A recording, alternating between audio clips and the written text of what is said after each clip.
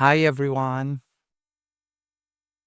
Leadership is one of the most misunderstood concepts in today's organizations. Many people still associate leadership primarily with title, authority, charisma, polished communication, and executive image. But throughout my life and career, some of the most impactful leaders I encountered did not always fit traditional leadership stereotypes. Some were quiet, some were unconventional, some were highly operational, some were deeply empathetic, and some were not polished speakers at all. Yet, despite that, they created extraordinary impact because they knew how to create clarity, move people, build trust, navigate complexity, and help others grow. That, for me, is leadership. One leader who deeply shaped my understanding of leadership is Margaret Spink. Margaret was not the type of leader who sugarcoated things or spoke in overly polished corporate language. She was extremely direct. If something was not working, she would say it clearly. If expectations were not met, she would address it immediately. No politics, no unnecessary softness, no pretending. And honestly, for some people, her style could initially feel intimidating. But over time, I realized something important. Her directness came from deeply caring about outcomes, standards, innovation, and the success of her team and the bigger organization. What I appreciated most was that she constantly challenged me and my team to think beyond conventional approaches. She pushed us to innovate, question outdated processes, and pursue ideas that at that time felt ambitious or uncomfortable. Importantly, once she believed an idea truly had value, she became one of the strongest advocates for making it happen. She did not simply encourage innovation verbally, she fought for it. I experienced this firsthand when my team and I were pursuing for robotic process automation and AI driven process improvements long before AI became a global buzzword. At the time, many organizations were still hesitant about automation and intelligent process transformation. But Margaret supported us strongly. She helped create space for experimentation, challenged us to think bigger, and actively supported discussions around budget, resources, and organizational backing needed to move the initiatives forward. That experience shaped my understanding of leadership in a profound way. That is, leadership is not about being like or sounding polished. Leadership is about challenging people directly, pushing them beyond their comfort zones, believing in ideas before others do, and creating the conditions for innovation and transformation to happen.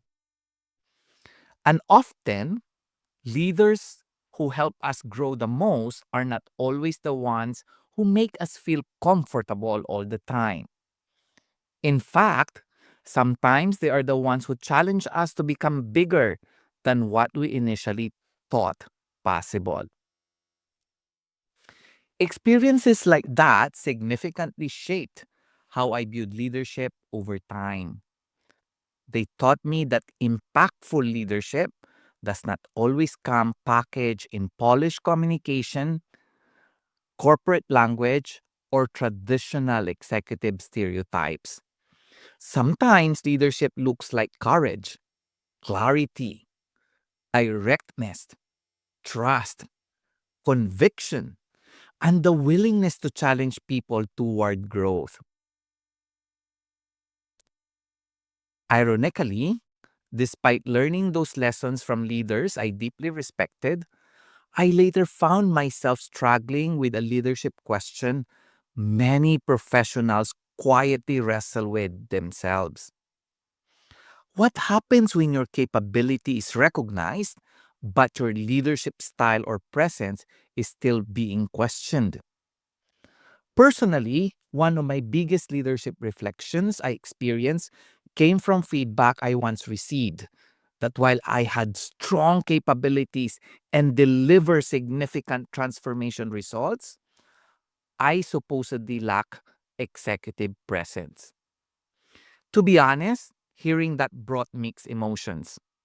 Part of me felt hurt, frustrated, because my own definition of executive presence had always been deeper than polish or speaking style. For me, leadership meant creating strategy, rallying people around a vision, aligning difficult stakeholders, navigating different opinions, building trust across cultures, and driving meaningful outcomes despite complexity. And throughout my career, I had already been doing those things repeatedly across different global transformations and leadership environments. And at the same time, I also tried to reflect honestly on the feedback. I knew I was not the most polished communicator. I sometimes, if not most of the time, interchanged pronouns while speaking quickly. I did not always sound traditionally executive. And for a period of time, I became overly conscious during meetings and presentations. I started questioning myself privately. How much leadership is truly about capability and impact, and how much is about perception? But eventually, I realized something very important.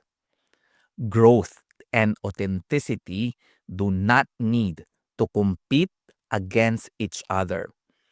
I could continue improving my communication, my executive presence and confidence without abandoning my personality, background, play. And ironically, that reflection became one of the reasons identity and impact was created. This platform became my personal way of becoming more vulnerable publicly, improving my communication, refining my thinking, and continuing to grow while still remaining authentic to who I am. Because I believe leadership growth should not require people to completely erase themselves. Over the years, I've also observed leadership at the team level.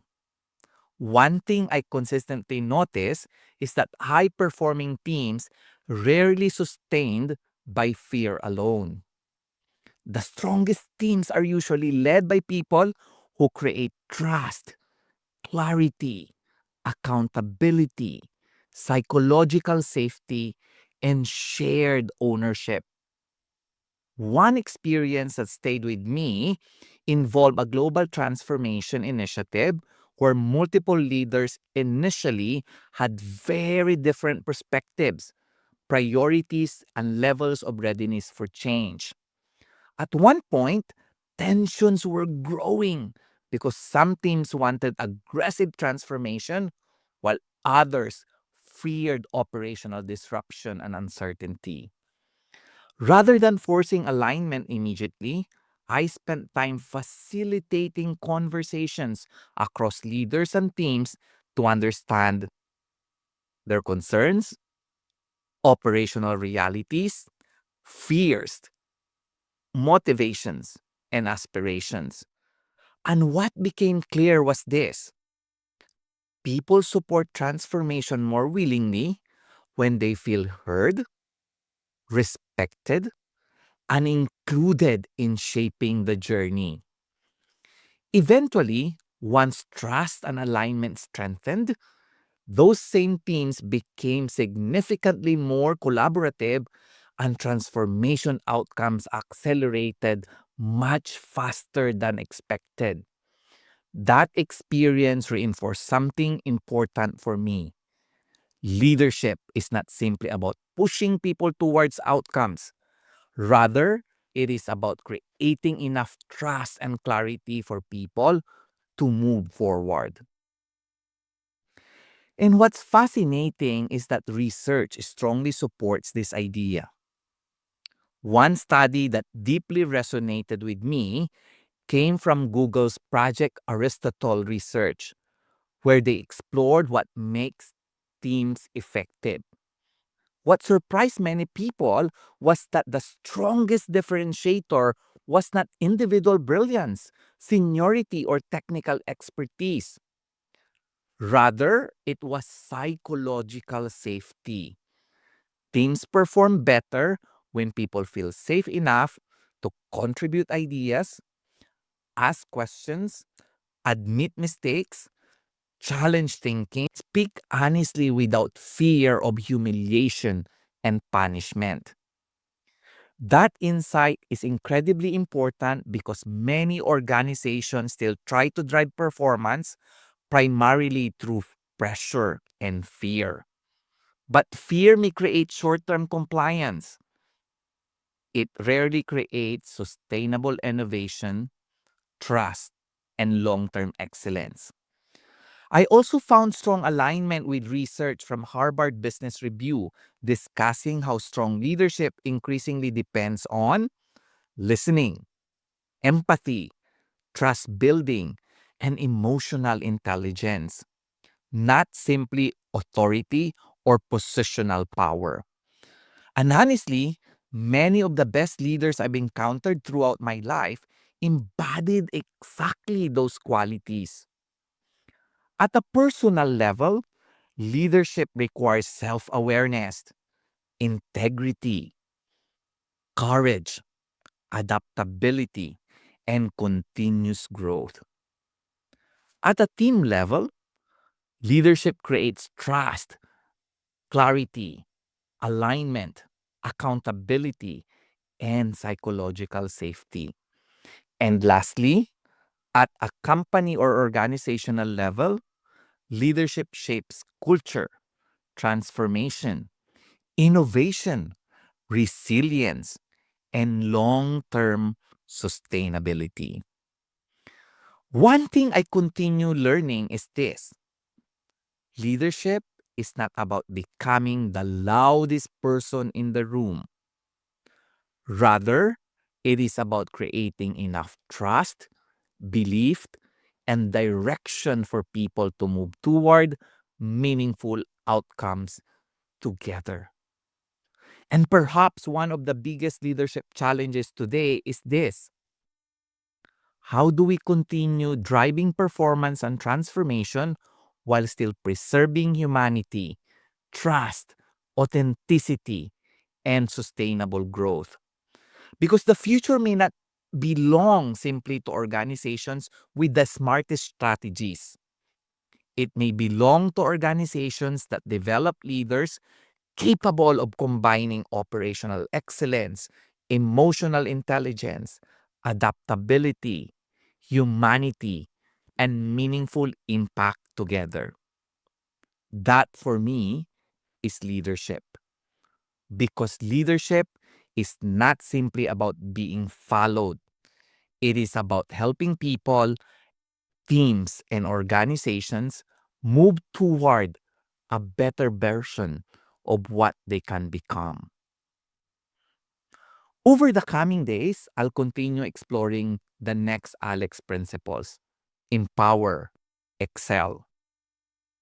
I'll also begin sharing more reflections, tools, and practical frameworks around leadership development, stakeholder alignment, executive presence, transformation leadership, psychological safety, and building high performing yet human centered teams and organizations. If these resonate with you and your organization, and you would like support in facilitating leadership, transformation, or organizational development discussions for yourself, for your teams, or your bigger organization, feel free to reach out and connect. I also invite you to join the circle and continue the journey with us because leadership may shape transformation, but meaningful impact happens when we, the people, grow together. Click the link below and join the circle. Goodbye.